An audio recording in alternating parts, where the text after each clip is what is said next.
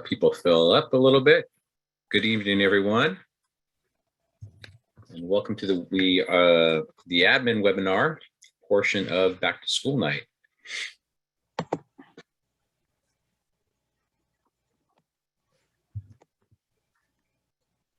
I'm going to get started in just a second. Wow, it's going high, 383.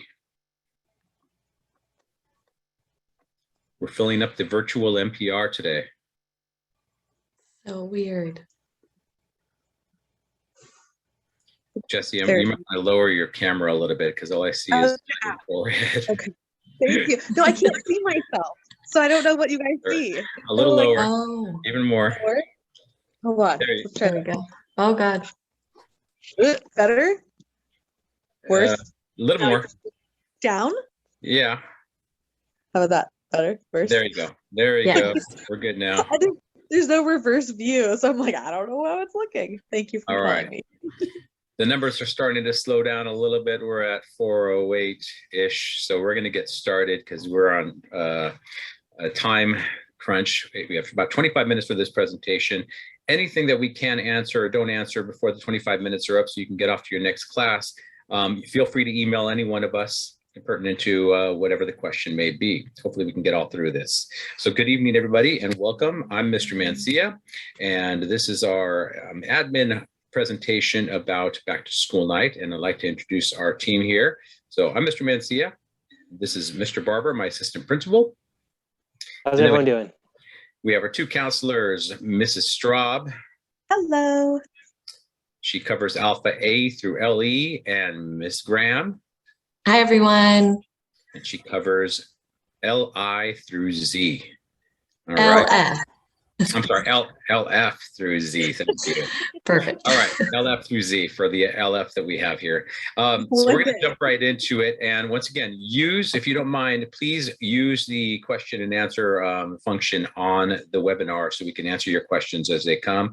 We'll try to answer them either in text or out loud at the end if we have time, okay? Akiko Denaro, do you have a quick question? We don't have a question and answer function, so you're going to want to just ask the question in Q&A, all right? So to begin, I want to share this with you. Our focus this year, more than anything, of course, it's always about making sure our kids succeed academically, but we also have other functions, we have other focus, and this year, based on the survey data that we picked up from last year, and even some of the survey data that we're picking up from this year, we really want to focus on building connections with our kids, building grit, and last but not least, building our new normal. And so let me go a little more into detail about building connections. Many of our students, a significant amount of our students over the course of last year, as they filled out surveys from our Panorama survey, stated that they did not feel connected to anybody here at school, which is understandable. We were still in COVID. We were still, many people were staying at home. But we did notice that data hadn't changed from previous years. A lot of students are saying that they don't feel like there's a teacher or an adult on campus that they can go to if they have concerns or questions and things like that. And that's a huge concern for all of us at Ridgecrest. So we want to address that, and we want to do what we can to address that. And I'll talk a little bit more about what that looks like in a bit. Building grit, meaning that we're also noticing that based on the survey data, that our students were struggling with just how they dealt with coping with setbacks. And they indicated that they struggled with coping with setbacks, and we want to work on that as well. So our counselors, our fantastic counselors, and our SAGE therapists, as well as Mr. Garcia, our school psychologist, are here to help us with that. And then finally, building our new normal. And building our new normal is really, keep in mind, a great portion of our students don't even know what the real normal is and what normal Ridgecrest looks like. And we're trying to basically recreate a new normal for Ridgecrest in many ways, including the use of crews, 3 pirate crews that will hopefully unite a large group of our students with teachers that they can turn to that are part of their team.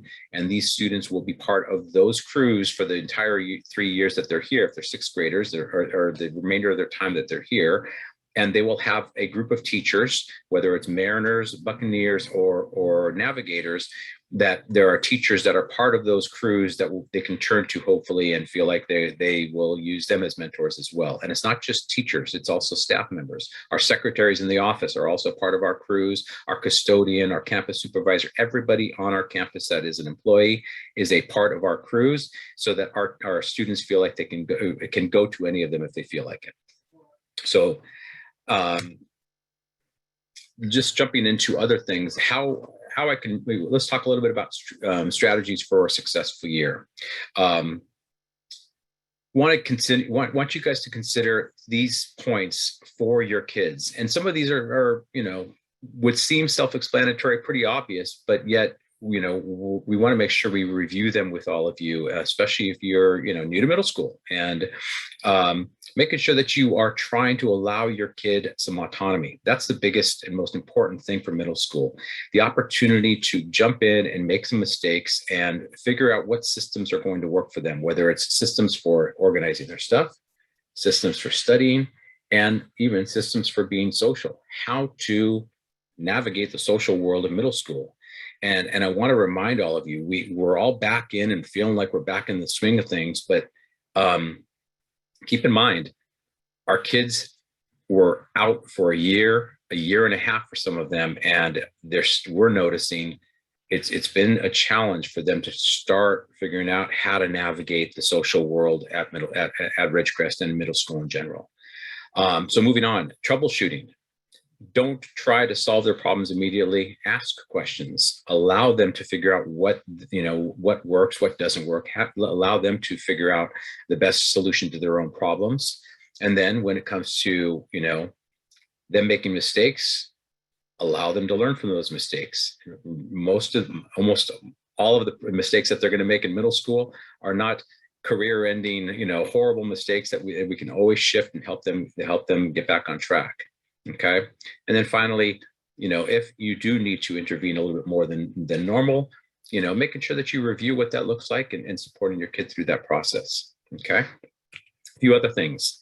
When it comes to the nuts and bolts of Ridgecrest and how we function, we use RIS, and we want to make sure that you back off a little bit and allow your students to, make the progress or, slip up a little bit.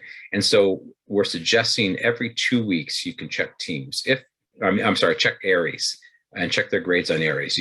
I wouldn't recommend any sooner than that, as long with the fact that teachers are not necessarily uploading grades onto RIS that often. Aside from that, we set this up tonight so that you can all have access to your students' teams, so that you can go in when your son or daughter is not doing their homework. You can always go into the teams and take a look at what the assignments are and verify that they're getting the assignments correct. Okay. Every single one of our students was given a planner at the beginning of the school year. We call them Compass. We're sticking with a very navigation or nautical theme at our school. And so we call them compasses because they basically help them find their way. And so your student should really work on using that compass. Yes, we have teams and makes things a little bit easier, but we want those skills of writing things down and putting them on paper and using those compass correctly so that they have a backup system and not just hoping that they can go to the website and check it out. I want to talk really briefly about behavior. As I mentioned earlier, we're talking about a year to a year and a half of normal maturation that would have happened at school, kind of stunted by the fact that they've been at home. And we're noticing it more and more every day, just the kind of behaviors that we would see, typical behaviors that we're looking at from 6th graders, we're noticing it with 7th graders and even 8th graders. And so you can imagine it's a little bit different. These kids are learning how to be 8th graders again, and yet they never had a chance to be 7th graders on our campus. And same thing for our 6th graders. And so think about that as far as helping your child understand what appropriate behaviors are. We're trying to guide them in that respect as well, but it's been interesting on campus. Kids are getting more comfortable, but comfortable in ways that we need to kind of correct a little bit as well. Talking about appropriate interactions with students, physical, being very physical and trying to make sure that they learn how to keep their distance now more than ever with respect to social distancing, The kids are wearing their masks, of course, and we're trying to stay on them about that, but it's still something that we got to make sure that we emphasize with them.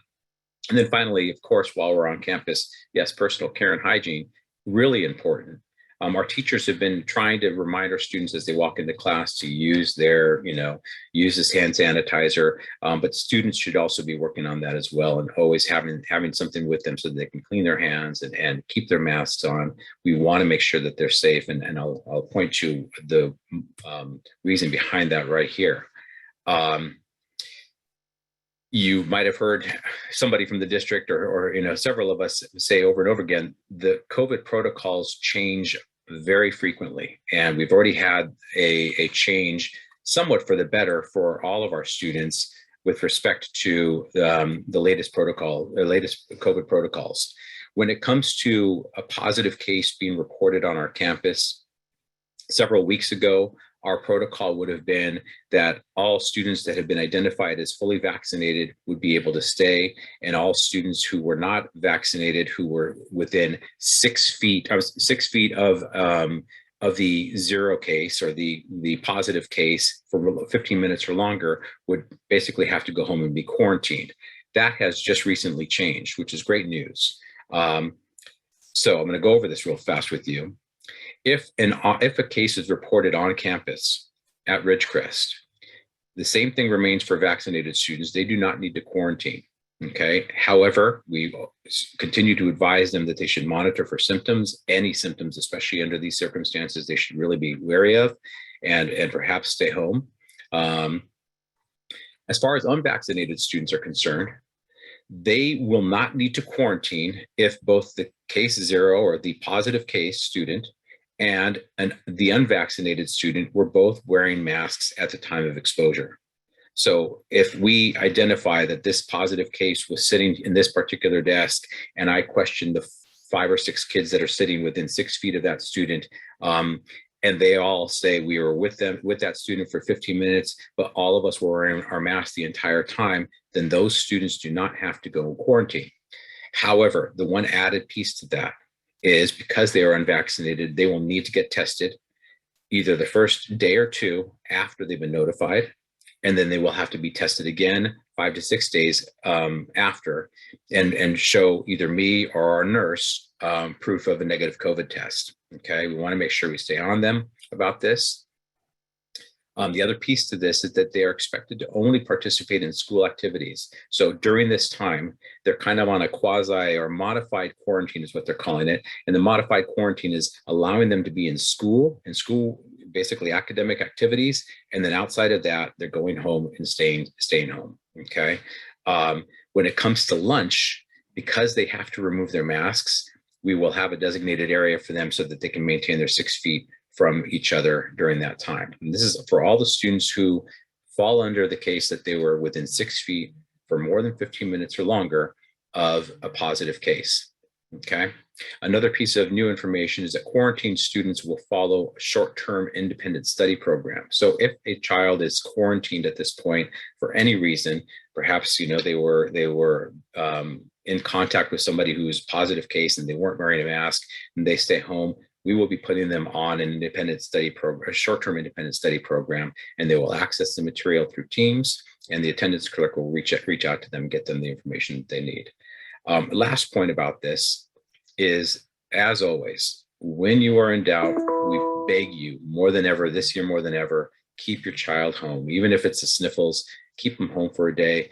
We have free testing through our district. Go to the PVP-USD website and look up on the very far right corner under COVID. There's the way to register for a free COVID test at any time, Monday through, I think, Thursday or Friday, at 4 different sites in the district. So take advantage of that. But more than anything, I'm going to say I'm very proud and perhaps blessed and lucky that as of right now, we are one of the few schools that has not had a positive case quarantine situation on campus. And we're really happy about this, really nervous about this, and we're just hoping we can keep it that way. But I think a lot of it has to do with, thanks to you, you guys have been great about supporting us in our efforts to, 1, green screen at the beginning of the day, to wear your masks all the time. The things that we still need to work on, of course, is you know, a little bit better in social distancing and everything else. But for you, for all the parents, if you have kids that are unvaccinated, now more than ever with this newest update, you need to remind them that they got to keep the mask on, because that can make a difference between them going home for 10 days or them being able to stay on campus. So the masks, at least during this update, are really going to matter. Okay. I'm going to pass the ball over to Mr. Barber real fast. You could share some information about, you know, kind of how things work as far as when you need to contact us. Fire away, Danny. All right. Thanks, Mr. Mancia. Good to be with everyone. Obviously, it would be nice to see everyone, but we'll get there at some point. Just real quickly, because the more important thing comes after me, and that's the counselors. Just some channels of communication. As Mr. Mancia said, middle school is a time to promote and have students grow in their independence, transitioning toward that young adult. And so we want to encourage you to encourage your child as much as possible to self-advocate. So if there's an issue going on with a teacher, with a peer, for them to make the effort to try and resolve whatever is going on.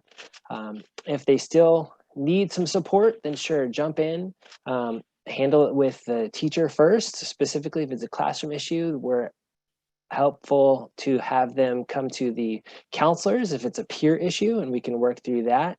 But directly go through the child to the teacher for any communication needs. If it raises to that next level, then please, parents, we would ask you to be involved. Speak with the counselor, be involved in that way, and then we can work through our different channels with the counselor, myself, or Mr. Mancia, depending on that level of issues and how they get raised. Our hope is that it's resolved initially with the student advocating for themselves, but that is real briefly and real quickly some ways that we can encourage our communication with our staff. So I'm going to finish up and pass on to our wonderful counselors. All right, Ratorade, take it away. Hello, I am Jessie Straub. I am the counselor for students A through LE. And I'm Meg Graham, and I'm the counselor LF through Z. LF, all right. One day we'll have a student with an know. LF last name. Not yet though. We're going to share a little bit about our counseling program at Ridgecrest. We kind of named ourselves Ratorade because we like little nicknames for ourselves here. So tonight we're going to share a little bit about what we do, and Meg, I'll let you take it away. Okay. I will start by kind of going over our social and emotional well-being, and that is really our emphasis this year. We all know the pandemic was extremely challenging and stressful for our students and for you as families. So we'll really be trying to focus on that this year. The first thing that we always do is check in with all students. We want to make sure more than ever this year that all students know who we are, what we do, where to find us. We have an open door policy, which means that students are allowed to come see us at any time if they need us.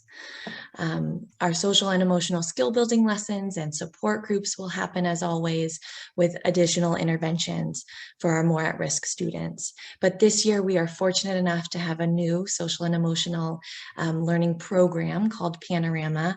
I think Mr. Mancia kind of mentioned it before, but it really helps us be data-driven and have that comprehensive school counseling program that we want, meaning that our students are surveyed so that we know what their needs are and that we're meeting those needs. So this year, the students have identified that their highest need is an emotional regulation and then making connections. So we'll be focusing on coping strategies, helping them deal with setbacks, helping them work through frustration and anger and stress and failures. And then also building those positive relationships. What do those look like in our new normal? and how can we function positively together. So that'll be what we focus on for our curriculum and our small support groups. And then we're also facilitating what we're calling brain breaks in every classroom every week, which is great. And these are kind of just short practices on refocusing their brains and making sure that they're able to function at their best. We'll also be helping students and staff create short videos of coping strategies, different types of coping strategies to show at least twice a month, just so we can really create this culture and model using these coping strategies throughout our school. And then on here we have attendance review, and that's just because it really helps Mrs. Straub and I identify students who are struggling emotionally as well, because oftentimes when students don't go to school, of course, there's more going on there. So with that, I think I'm handing it over to Ms. Straub to talk about academics and college and career. Thank you. Hello, everybody again. So in the springtime, we go and visit all the elementary schools, our main feeder schools, introduce ourselves, and just let them know about our middle school program. Later when they come to us, we help with Camp Ridgecrest, as well as with the different presentations Meg was sharing. We work with the middle school transition, coming to middle school, as well as meeting students one-on-one if they are struggling with the transition, because it is a big change for them, going from, 1 to 3 classes to 6 classes and lockers and backpacks and all that sort of fun stuff. And then the 8th graders will receive a high school transition lesson before they meet with their high school counselors. And a lot of the different programs that we do will have grade level focuses. So we'll make things more 8th grade appropriate as they are transitioning to high school next year. We do counsel for struggling students. So academically, we go through a progress report time, which is coming up soon. Oh my goodness, so fast already. We'll be going through all the different students' grades and meeting with students that are just having a rough start to the school year. Student success team meetings, or SSTs. So when we do find those students that Mr. Graham and I have met with a few times and we're just not able to help them, we'll pull all the teachers together with the parents and the student and just meet and try to figure out how we can support that student moving forward so that they can be available for learning and be doing their best in the school environment. We work with the different interventions and peer tutoring. This is something new that we're trying out this year. Hopefully it'll be starting up soon, but we'll be having high school students tutoring after school certain days of the week, as well as having specific tutoring sessions for students with our teachers on campus after school. And more information on that will be coming out shortly. Oh, hello. And then that's okay. And then we also work with students. We have 504 plans and schedule all those meetings for them. And then with college and career readiness, it says readiness, but really it's exploration. They're in middle school. We are not putting any pressure on them. We want them to just see what's out there and realize there is such a big world. There's so many colleges, so many careers. They don't have to pick anything now. They don't have to be mapping out their life track or anything like that, but we just want them to explore. So we're using a new program this year called School Links, and there will be a 6th grade through 12th grade scope and sequence. So we're actually going to be coming together with the high school counselors, hopefully in the next month or so, and kind of mapping out what that's going to look like. And just so students can really have a pathway for them, as well as just talking about, what classes are available to them, what that looks like as a math pathway or a foreign language pathway, things like that. And then really allowing them to just explore online. This program is amazing. It has so many different careers on there and colleges, and just kind of finding their little rabbit hole of like going from one school to the majors to finding the careers that go with that, and helping them realize there's more than just like the top 10 that we typically think about. So we're really excited to use School Links this year. And then later in the springtime, we're going to have like a college week most likely, and then we're going to figure out if a career fair is possible with online world and everything that we're going through right now. So if we can, we would love to have a career fair, but if not, we'll be doing some sort of career exploration event for the students. So we're really excited about this year and being back on campus with the students and getting to see their faces, or at least half faces. But if anything ever comes up, you guys have questions or concerns, please feel free to email us. We are available not only to the students, but also to the parents as well. We know that for a lot of parents, this may be your first time with a student in middle school, so you're not sure about what the pathways are or what classes they're taking or what they should be taking. So please feel free to email us. We're setting up Zoom meetings. We're not meeting necessarily in person yet, but we're more than happy to meet with you and or your student to figure out how we can help you. So please feel free to email us. Thank you, Raiderade. You guys can go and go and enjoy your birthday. All right. Thank you. Fast. Bye, everyone. And guys, the fortunate thing about doing this virtually is you do not have to run from one class to the other. So we have a few more seconds to go over and talk a little bit about how to get involved, because that's another key to helping your kids succeed. Go ahead, Danny, take it away. Awesome. Thanks, Mr. Mancia. See you later, ladies. The most important thing that you and your child can do is just to be involved with Ridgecrest. There's plenty of research out there that if your student is involved, they're going to be more happy and more successful, both emotionally and academically. There's also ways for you as parents to be involved. And that first way is the Ridgecrest PTSA. You can join. There is a PTSA link on our Ridgecrest website. Gives you a lot of information there. But PTSA, we are so thankful for all the financial support that we get through our PTSA. You, the parents, provides a lot of academic resources for our teachers and students, supplies a lot of the things that we're unable to supply inside the classroom, and enrich our students in their academic achievement within their learning hubs of social studies and science and math. PTSA also helps when there's funding for some special items that might arise. Campus beautification. Everyone knows that Ridgecrest can add a little bit of flower and just pleasantries to the eyes. So PTSA does a lot to support in the classroom, but also exterior outside of the classroom, making Ridgecrest a great place to be. Booster Club, another way to be involved. Booster Club supports us financially as well. PTSA and Booster Club came together to make our library a modern library. It's beautiful, it's gorgeous. One day you'll be able to come and visit and see everything that was put into that to make it a modern space for our students to come in and study and learn. But there are athletic clubs after school. There are clubs that are sponsored within the school day, specifically during lunch. Boosters is another great resource to support us both financially, but also the students and support them in unique ways. The Chinese Parent Association offers a bunch of activities. Again, another financial resource for our students and staff. Their big thing is our Chinese New Year celebration, which they continually provide a wonderful lunch for the staff, which the staff greatly appreciates.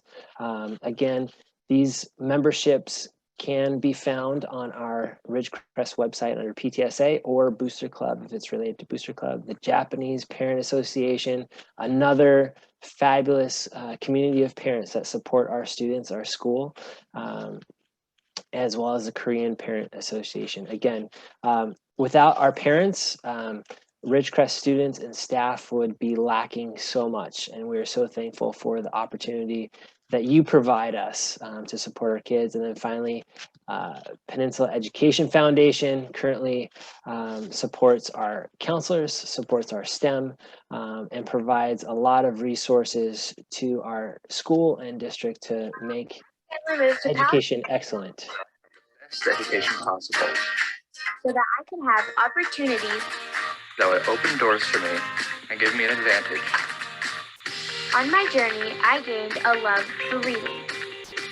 And that music was something to be appreciated and enjoyed. And that if I could dream it, I could definitely build it. I'm ready and well prepared to take the next steps in my journey. This is my story. This is my story. Thank you, PEF. All right, everybody. We thank you guys for coming. And if you have every one of those are links, and I'm going to provide this website or this presentation on our website, so you can always access any of the things that you might have missed. Thank you so much for coming this evening, and we hope you have a great night joining your classes, and I'll probably go and step into some of these classes as well. So see you guys soon. Have a great night.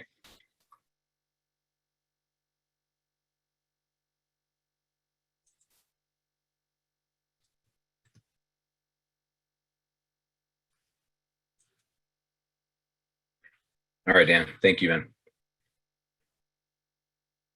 Oh, can't hear you. You're muted. No problem. I had all these notifications start going off. I'm like, what's going on? Sorry about that. No, it's not your fault. It's just it threw me off. But yeah, nice job. Yeah, no, I think we filled the time. That's for sure. Yep. No, good deal. It was good. Yeah. All right. All right, amigo. Have a good evening. I'll see you in the morning. Sounds good. All right. Bye. Bye.